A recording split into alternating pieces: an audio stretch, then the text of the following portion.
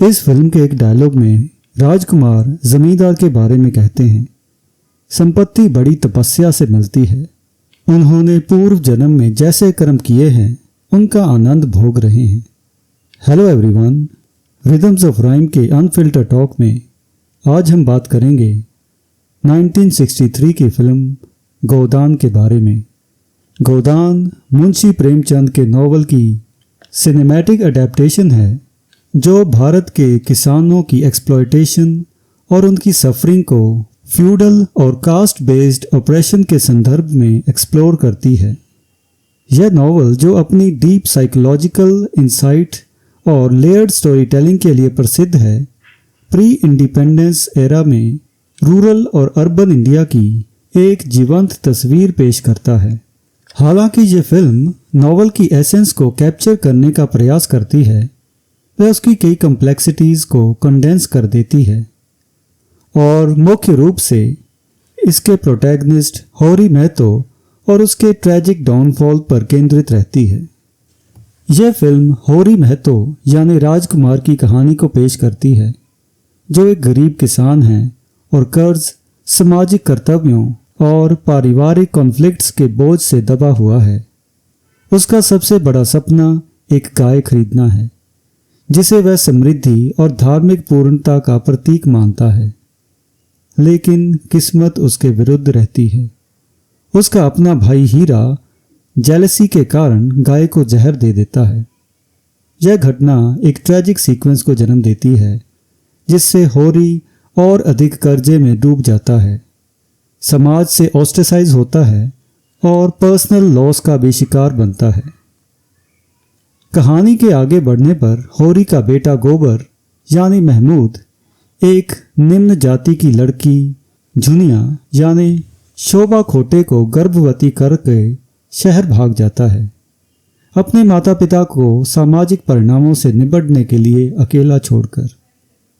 होरी और उसकी पत्नी धनिया यानी कामिनी कौशल सामाजिक मानदंडों को नकारते हुए झुनिया को अपने घर में स्वीकार कर लेते हैं। लेकिन यह कदम गांव की पंचायत से भारी दंड दिलवाता है, जिससे होरी और भी गहरी आर्थिक बदहाली में फंस जाता है। यह घटना शोषणकारी संस्थाओं के बीच संघर्ष को दर्शाती है।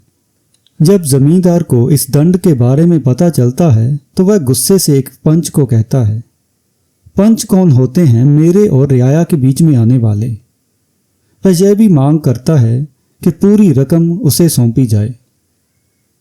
होरी अपने परिवार के लिए पैसे जुटाने के लिए संघर्ष करता है, लेकिन उसकी बेटी रूपा की शादी एक अधखड़ उम्र के आदमी से करनी पड़ती है और फाइनली अधिक काम करने की वजह से उसकी मौत हो जाती है। फिल्म का अंत एक इमोशनल सीन के साथ होता है। धनिया हिंदू परंपरा के अनुसार गोदान की रस्म पूरी करने के लिए होरी के निर्जीव हाथ में 1 रुपया और 25 पैसे रख देती है। यह सीन होरी के जीवन की दुखद विडंबना को दर्शाता है। वह अपने सपने को पूरा किए बिना ही दुनिया छोड़ देता है। और आइए अब बात करते हैं इस फिल्म के किरदारों की। सबसे पहले होरी महतो यानी राजकुमार। होरी एक दुखद लेकिन महान कैरेक्टर है, जो भारतीय किसानों के संघर्ष को दर्शाता है। उसकी संघर्षशीलता, नैतिकता और साइलेंट सफरिंग उसे प्रेमचंद के सबसे यादगार पात्रों में से एक बनाती है। राजकुमार का अभिनय होरी के आंतरिक द्वंद्व को बखूबी दर्शाता है, लेकिन कभी कभी वह उसे ज़रूरत से ज़्यादा पैसे बना देते हैं, जिससे फिल्म में नोवेल में मौजूद उसके छोटे छोटे विरोध के पल गायब हो जाते हैं। शुरू में राजकुमार के डायलॉग्स थोड़े अजीब लग सकते हैं, लेकिन धीरे धीरे वह किरदार में पूरे तरीके से ढल जाते हैं। दर्शकों को कई बार महसूस हो सकता है कि वह अन्याय के खिलाफ खड़े होंगे, लेकिन उनका भाग्य में अटूट विश्वास हमेशा उनके रास्ते में आ जाता है। यह अनुभव राजकुमार के कुछ प्रशंसकों के लिए अलग हो सकता है, क्योंकि उन्होंने उन्हें हमेशा स्ट्रॉन्ग और असर्टिव किरदारों में देखा है। हाँ, अगर आपने महबूब खान की फिल्म मदर इंडिया देखी है तो आप ये कह सकते हैं कि राजकुमार उस फिल्म में अपने छोटे से किरदार में जो कुछ नहीं कर पाए, उससे कहीं ज़्यादा परफॉर्म करने का मौका उनको इस फिल्म में मिला है। और अगर दोनों फिल्मों को कंपेयर किया जाए तो इस फिल्म में उनका किरदार ज़्यादा गंभीर और ज़्यादा परिपक्व लगता है। और अब बात करते हैं धनिया यानी कामिनी कौशल की। धनिया कहानी की नैतिक रीढ़ है, मजबूत, निडर और अथॉरिटी को चुनौती देने से ना डरने वाली। वह होरी से अधिक असर्टिव है और जमींदारों, महाजनों और भ्रष्ट अधिकारियों के सामने डटकर खड़ी हो जाती है। कामिनी कौशल ने इस भूमिका को पूरी दृढ़ता और एनर्जी के साथ निभाया है, जिससे धनिया फिल्म का सबसे सशक्त और प्रभावशाली पात्र बन जाती है। यह निश्चित रूप से उनके करियर की सबसे बेहतरीन अदाकारी में से एक मानी जा सकती है। और अब बात करते हैं गौबर की यानी महमूद। गौबर युवा पीढ़ी के पारंपरिक शोषण के प्रतिरोध का प्रतीक है। वह सेल्फ सर्विंग, एम्बिशियस और बगावती है, जो सामाजिक बदनामी के डर से झुनिया को छोड़कर भाग जाता है। महमूद की अदाकारी अपेक्षा से अधिक संयमित और गंभीर लगती है, जिस कारण गौबर का इमेच्योरिटी से मैच्योरिटी तक का सफ़र स्वाभाविक लगता है। अगर हम उनके किरदार को फिल्म प्यासा में निभाई गई उनकी भूमिका से तुलना करें तो यहाँ उनका अभिनय और जटिल और वर्सेटाइल प्रतीत होता है। उनका ये प्रदर्शन प्यासा से अधिक गहराई वाला माना जा सकता है, क्योंकि इसमें उनका कैरेक्टर कई लेयर्स से बना हुआ है, हालांकि वो उस कैरेक्टर की टोन को कंटिन्यू करते हैं। और अब बात करते हैं झुनिया यानी शुभा खोटे की। झुनिया सामाजिक विद्रोह का प्रतीक है, जो जातिगत मान्यताओं को चुनौती देकर महतो परिवार में प्रवेश करती है। शुरुआत में वह समर्पित और दब्बूत सी दिखाई देती है, लेकिन धीरे धीरे सशक्त होती जाती है और गौबर के दुर्व्यवहार का विरोध करने लगती है। शुभा खोटे ने इस किरदार को सूक्ष्मता और संयम के साथ निभाया है, जिससे झुनिया का नाजुक लेकिन दृढ़ चरित्र स्वाभाविक रूप से उभर कर सामने आता है। और अगला किरदार है भोला का। भोला ग्वाला होने के साथ साथ मित्र और विरोधी दोनों की भूमिका निभाता है। वह होरी को गाय देता है, लेकिन जब आर्थिक दबाव बढ़ता है तो वह निर्दयता से कर्ज की वसूली करता है। गाय भी उसने होरी को सिर्फ इसलिए दी थी कि वो होरी से ये उम्मीद करता है कि वो उसकी दूसरी शादी करवा देगा। लेकिन जब उसकी बेटी झुनिया गर्भवती होकर होरी के घर रहने लगती है तो वह होरी पर दबाव डालने लगता है कि या तो वह उसे घर से निकाल दे या परिणाम भुगतने के लिए तैयार रहे। जब होरी झुकता नहीं तो वह उसकी बैलों की जोड़ी छीन लेता है, जिससे होरी और भी अधिक संकट में आ जाता है। और अगला कैरेक्टर है दाता दीन। दाता दीन गांव का ब्राह्मण पुरोहित है, जो पाखंड और भ्रष्टाचार का प्रतीक बनकर सामने आता है। वह झुनिया को घर में शरण देने के लिए होरी पर जुर्माना लगवाता है, यह दिखाते हुए कि सामाजिक व्यवस्था में किस तरह निचले वर्गों का दमन किया जाता है। जब भोला होरी के बैल ले जाता है तो दाता दीन मदद करने का दिखावा करता है, लेकिन बदले में खेती के आधे उत्पाद पर अधिकार जमाने लगता है और धीरे धीरे होरी और धनिया से अपने गुलामों की तरह व्यवहार करने लगता है। और अगला किरदार राय साहब यानी बिपिन गुप्ता। राय साहब जमींदार होते हुए भी अपराध बोध और स्वार्थ के बीच फंसा हुआ व्यक्ति है। वह व्यवस्था की खामियों को समझता है, लेकिन अपने स्वार्थ के कारण उनका हिस्सा बनकर रह जाता है। बिपिन गुप्ता ने इस किरदार को गहराई और जटिलता के साथ निभाया है। वह होरी से कहता है कि उसे अपनी जमींदारी के तहत गांव से 20,000 रुपये एकत्र करने हैं रामलीला के लिए, और होरी को आदेश देता है कि उसके गांव से कम 500 रुपये जुटाए जाएं। तो इस तरीके से वो धर्म का प्रयोग अपनी अथॉरिटी को असर्ट करने के लिए और बदलते जमाने में अपनी खोती हुई साख को बचाने के लिए भी करता है। और फाइनली बात करते हैं मालती के किरदार के बारे में, जिसे शशिकला ने निभाया है।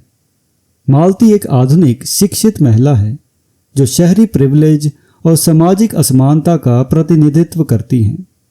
शुरुआत में वह आडंबरपूर्ण जीवन शैली से आकर्षित होती हैं, लेकिन धीरे धीरे अपने जीवन की खोखली सच्चाई को समझने लगती हैं और विलासिता का जीवन छोड़कर सामाजिक सेवा को अपनाने का निर्णय लेती हैं। हालांकि फिल्म में उनके कैरेक्टर को सीमित कर दिया गया है, जिससे उसका प्रभाव नॉवल की तुलना में कमज़ोर पड़ जाता है और वो सामाजिक सच्चाइयों से दूर अपने नए आदर्शों के साथ गांव वालों से हाइजीन पर बात करने आती है। और आइए अब बात करते हैं फिल्म के टेक्निकल एस्पेक्ट्स की। ब्लैक एंड वाइट सिनेमेटोग्राफी ग्रामीण भारत की रॉ ब्यूटी और हार्श रियलिटीज़ को प्रभावी ढंग से प्रस्तुत करती है। खेतों के वाइड एंगल शॉट्स और भीड़ भाड़ वाली पंचायत बैठकों का उपयोग ग्रामीण जीवन के शोषण और निराशा को गहराई से दर्शाता है। हालांकि इनडोर सीन्स की प्रस्तुति अधिक स्थिर लगती है, जिससे वे थिएट्रिकल महसूस होते हैं। कैमरा मूवमेंट सीमित है, जिससे घर के भीतर के सीन जीवंत नहीं बन पाते। फिल्म के निर्देशक त्रिलोक जेटली ने होरी की दुखद कहानी को मूल रूप से बरकरार रखा है, लेकिन नॉवल के सामाजिक राजनीतिक विषयों को सरल कर दिया है। नॉवल के प्लॉट से बहुत सारे महत्वपूर्ण तत्व हटा दिए गए हैं, जैसे शहरी सब प्लॉट जिसमें मालती, मेहता और खन्ना जैसे कैरेक्टर हैं, और कास्ट और जेंडर पॉलिटिक्स के जटिल पहलू भी हमें फिल्म में ज़्यादा देखने को नहीं मिलते। और इसके साथ साथ फ्यूडल ऑपरेशन की व्यापक आलोचना भी हमें फिल्म में देखने को नहीं मिलती।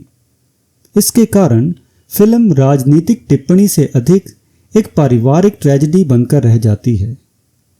नॉवल की व्यापक सामाजिक आलोचना की तुलना में फिल्म का नैरेटिव अधिक व्यक्तिगत और सीमित महसूस होता है। संगीत की बात करें तो फिल्म का संगीत रविशंकर द्वारा रचा गया है, जो भावनात्मक रूप से गहरा और फोक इंस्पायर्ड है।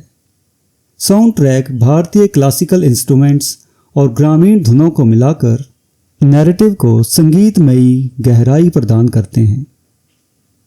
हिया जरत दिन रैन मुकेश द्वारा गाया गया यह गीत टूटे सपनों की पीड़ा को दिल दहला देने वाले अंदाज से प्रस्तुत करता है, और पिपरा के पतवा यह गीत ग्रामीण जीवन की कड़वी मीठी सच्चाई को खूबसूरती से बयान करता है।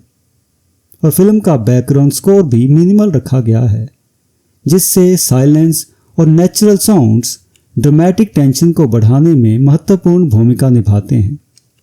तो अंत में हम ये कह सकते हैं कि गोदान मुंशी प्रेमचंद के नॉवल का एक शक्तिशाली लेकिन एक सिंप्लीफाइड एडेप्टेशन है। राजकुमार और कामिनी कौशल के अभिनय फिल्म को मजबूती प्रदान करते हैं, लेकिन प्रेमचंद की सामाजिक राजनीतिक आलोचना को सीमित कर देने के कारण यह फिल्म अधूरी लगती है। लेकिन परफॉर्मेंस और म्यूज़िक के लिहाज से यह फिल्म काफ़ी अच्छे तरीके से बनी है। अब आप अपनी चॉइस के हिसाब से मदर इंडिया या 1.5 बीघा ज़मीन को पहला या तीसरा कोई भी नंबर दे सकते हैं, लेकिन गोदान तीनों में से दूसरा नंबर तो ज़रूर डिज़र्व करती है। और जो लोग गोदान से पहली बार परिचित हो रहे हैं, उनको ये फिल्म एक इमोशनल एक्सपीरियंस दे सकती है। और प्रेमचंद के क्लासिक नॉवल को पढ़ने के लिए और उनके असली दृष्टिकोण को समझने के लिए ये फिल्म एक अच्छी शुरुआत हो सकती है। तो गोदान के बारे में आपके क्या विचार हैं, वो आप कमेंट सेक्शन में लिख सकते हैं। और अगर आपको आज की अनफिल्टर टॉक पसंद आई हो तो आप रिदम्स ऑफ राइम को लाइक और सब्सक्राइब करना ना भूलें, और हमारे चैनल को अपने दोस्तों के साथ भी शेयर करें, ताकि वो भी नई पुरानी फिल्मों के ऊपर हमारे दूसरे अनफिल्टर टॉक्स को देख सकें। And until next time, good bye and thank you.